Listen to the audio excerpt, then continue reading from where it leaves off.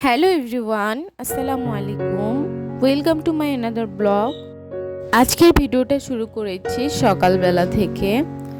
তো আজকে সকালে আমার বেগুন ভর্তা খেতে অনেক বেশি মন চাচ্ছিল, তাই আমি প্রথমে বেগুনগুলো কেটে এখন সিদ্ধ করতে দিয়ে দিলাম। কথায় আছে না, শখের দাম লাখ টাকা। এই হচ্ছে আমার অবস্থা। যেমনই হোক আমার বেগুন ভর্তা খেতেই হবে। এই জন্য আমি প্রথমে তো বেগুনগুলো সিদ্ধ করে নিলাম। আর এখন দেখেন বেগুনটা কিন্তু আমার অনেক সুন্দর সিদ্ধ হয়ে গিয়েছে। আমি হাত দিয়ে বেগুনের উপরে ছিলকাটা তুলে নিলাম। তারপর মরিচ আর কিছু রসুন ভেজে নিচ্ছি। তারপর বেগুনটাকেও হালকা পাতলা ভেজে নিয়েছি। আর এই যে আমার বেগুন ভর্তা কিন্তু রেডি। আপনাদের কার কার বেগুন ভর্তা খেতে ভালো লাগে অবশ্যই কিন্তু কমেন্ট করে যাবেন। আর এখন আমি দুপুরে রান্না করছি। দুপুরে আমি লাউ আর বুটের ডাল রান্না করেছিলাম। আর এই যে ভিডিওটা দেখছেন এটা কিন্তু পরের দিন সকালের। আর এই যে সিঙ্গারাগুলো আমার হাজবেন্ড নিয়ে এসেছে, অনেক বেশি মজা ছিল।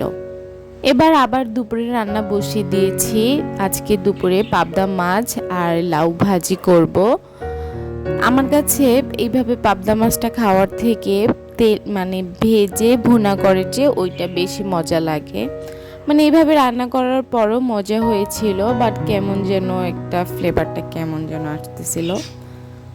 আর এই যে আমি লাউ কুচি কুচি করে কেটে নিয়েছি। এবার লাউটা ভেজে নেওয়ার পালা।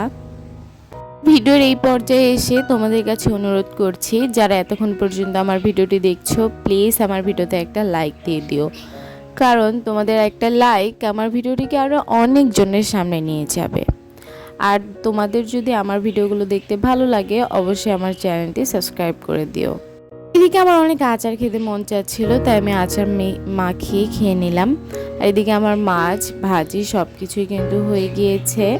তো আজকের ভিডিওটা এই পর্যন্তই। ভালো থাকবেন, সুস্থ থাকবেন, আমাদের জন্য দোয়া